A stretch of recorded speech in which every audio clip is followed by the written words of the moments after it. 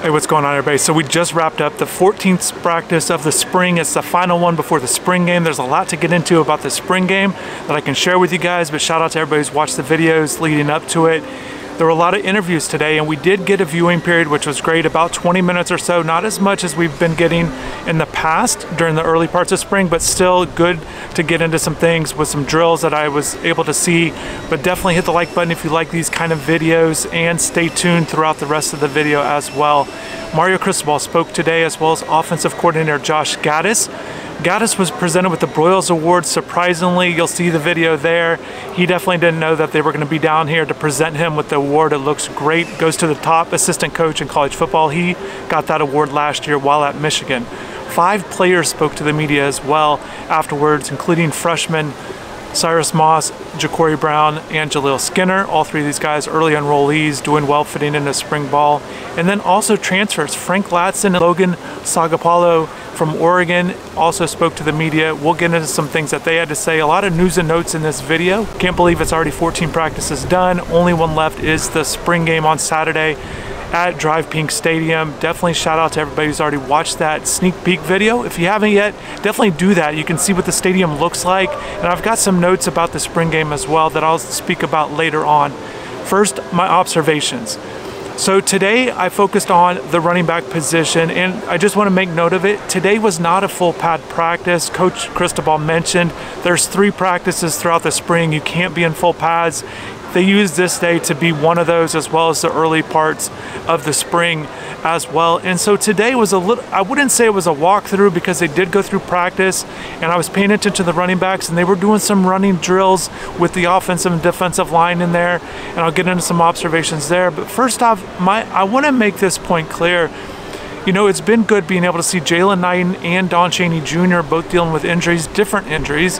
Jalen's dealing, looks like, with the wrist injury because he's wearing that brace, and he's not catching passes in drills, but he is taking handoffs and he is running well in drills there.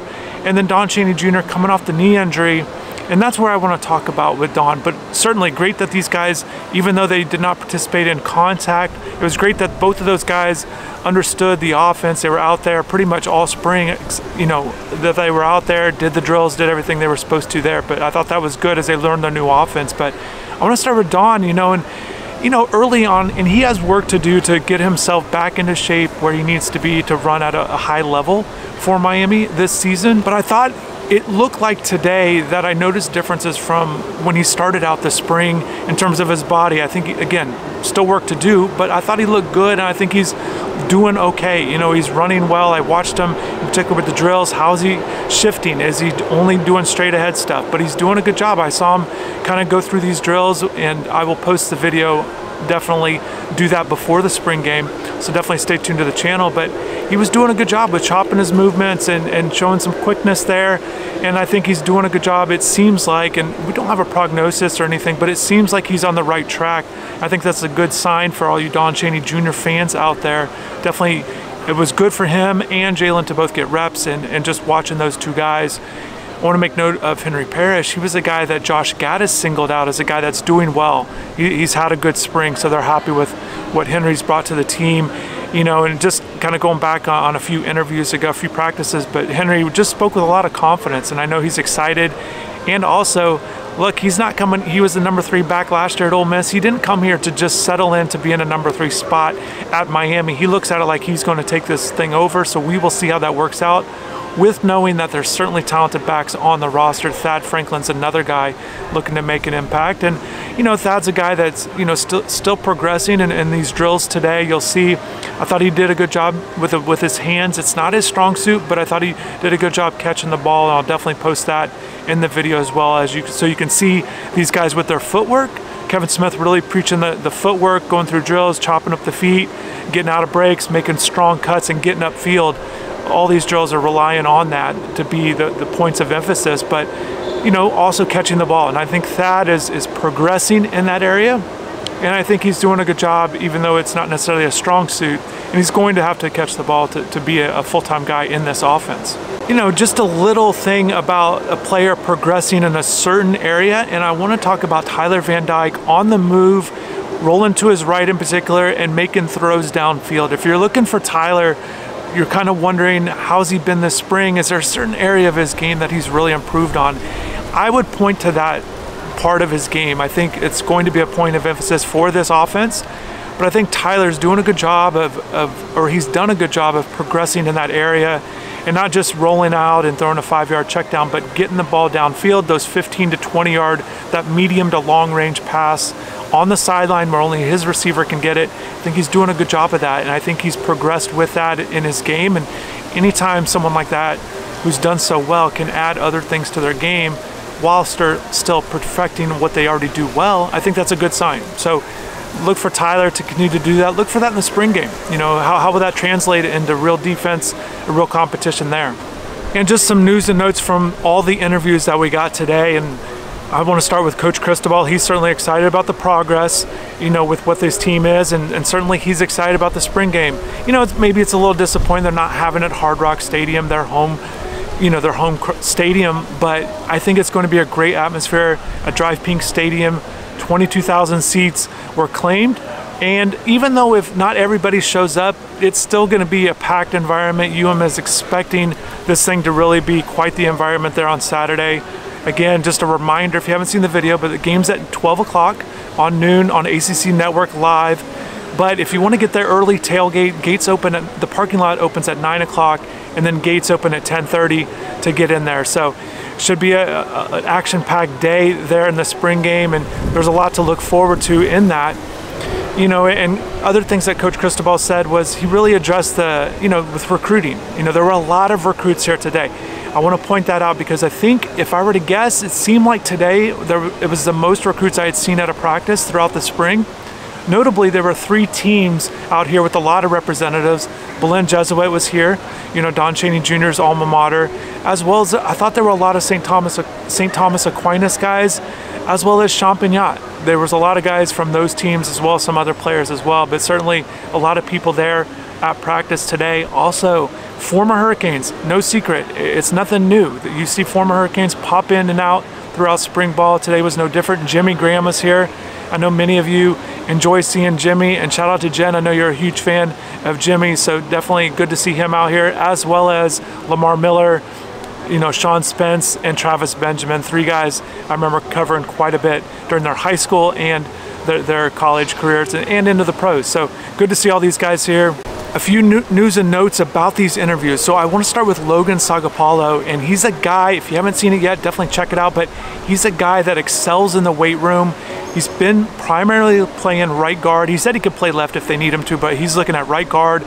Maybe a guy that definitely could start this season at right guard. If you're looking at the guard position, left guard would be Jalen Rivers, and it looks like it'll be those 2 guys unless one of these other guards step up. Ja'Kai Clark at center, DJ Scaife as it stands, right tackle, left tackle, Zion Nelson. I think if you were to project the offensive line, I think those 5 are certainly a way to go with that. And just with Logan, you know, he mentioned his favorite thing or his most impressive thing that he feels he does in the weight room is the squat. That's what a thing he really likes, a former power lifter. He said the most he's ever done is 800 pounds, which is absolutely ridiculous. And so I asked him, as the interview was wrapping up, like, what's your goal? You know, it's nothing like 800 is certainly good, but everybody that has goals always pushes the bar forward to the next thing. And the big thing he said is at one point before, he said he actually used it before he dies, he wants to get 1,000 pounds on the squat at some point in his career or some point moving forward in his life. So that would be crazy. People that can do that is just absolutely nuts, and to be able to 800 on the squat at the college football level is certainly impressive. So Logan did a good job with the interviews. Frank Latson, I was definitely curious to hear what he has to say. He's glad to be back at Miami, in Miami, you know, former South Day product, 3 years at Clemson, and he feels healthy, which is very important to him. And you know, somebody asked what's something with his game in particular that he definitely is looking to refine or get better at, and he said he just all around. He just feels like all around his game, he always wants to get better in every area. And I think that's good because a guy like Frank, I think he's got a lot of tools that he can be this all-around guy. He definitely said he wants to make sure he's on point with his short passes. You know, he's a guy that's, you know, 6'3", but he can go deep on people. Everybody knows about his speed. But he definitely said, you know, with his size, he feels like he wants to make sure he's doing well in the short game also. So that was good to hear from Frank, but he's definitely excited. He went through you know, regardless of the injuries he's had in the past, he went through the spring without missing anything as far as I know. He was out there all the time, which was great.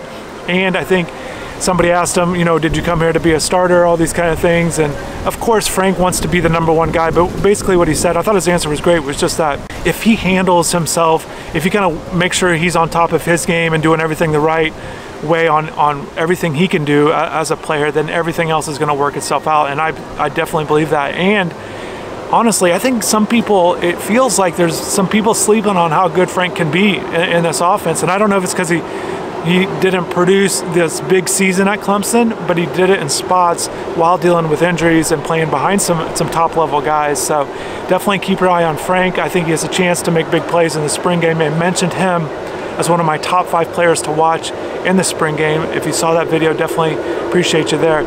Moving right along with the freshmen, I think I want to start out, Coach Cristobal highlighted Ja'Cory Brown, the quarterback. There's a guy in the last 3 practices has really been picking it up, and he also mentioned Brashard Smith, a wide receiver behind Xavier Restrepo, but he's a slot guy that's been doing well too, and I thought it was good. Coach, nobody asked about Brashard. He just came out and said he thinks Brashard's having a good, these last few practices have been good for him, so that's good to hear. And with Brown, and you know, and Ja'Cory's just one of those guys that just gets it. He knows his place on the team, and he said, look, I'm not ready right now to play. However, I'm going to do everything I can to get ready.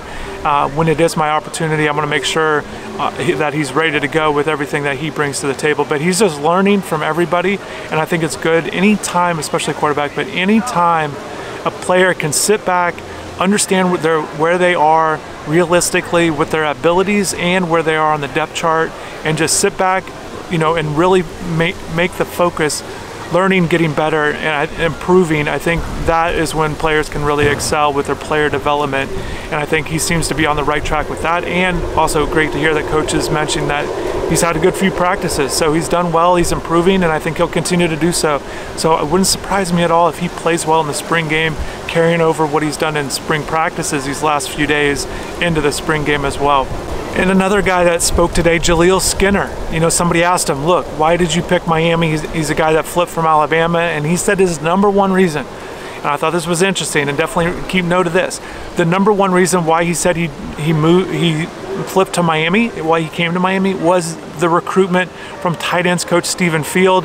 He said Coach Field was always on him. He said that Coach Field was the first person to message him after he committed to Alabama, even before any Alabama coaches did. I find that to be very interesting. You don't hear that very often. So obviously, everything else had to fall in line. Mario Cristobal, he had a relationship with him in the recruiting process, and you know, so there were definitely other things, and also the family felt comfortable with UM, and Jaleel mentioned all 3 of those things, but he started with #1, and he said Coach Field. So certainly he did a good job in his recruitment. So I'm going to wrap this thing up. I do want to share a quick story because the spring game is coming up. Just went really quickly. My first event that I remember that I came to at the University of Miami, and I was not a reporter, but it was the 2003 spring game at the Orange Bowl. I went there as a fan just because I wanted to see everything. I had just moved down to Miami, and I picked up this subscription card. It was a 1-800 number to Canes Time over there in the Scout Network. I called it. I had done a little bit of reporting for free. I wasn't doing, it was just, I was a sports fan, but I thought maybe I could write a few articles and maybe get into a game or 2 for free. That was kind of my goal. So I called that 1-800 number, ended up getting in contact with the person that ran the site, jumped on board, wrote articles, you know, did everything there, and essentially it was a starting point for my career and to be able to be a full-time journalist. I had no idea it was going to turn into that, but I definitely remember it all started with that spring game. So definitely, if you like this story, if you stayed to the end of the video, definitely spam in the comments below just a W to let me know that you've been watching this whole thing. I definitely appreciate everybody. But so check out the spring game. You never know what's going to happen. I'm not making any guarantees or promises, but you never know. But yeah, definitely thank everybody for watching this video and all the other ones. More content coming, no doubt about it. I want to thank everybody again. Hopefully you have a good rest of the day, and take care.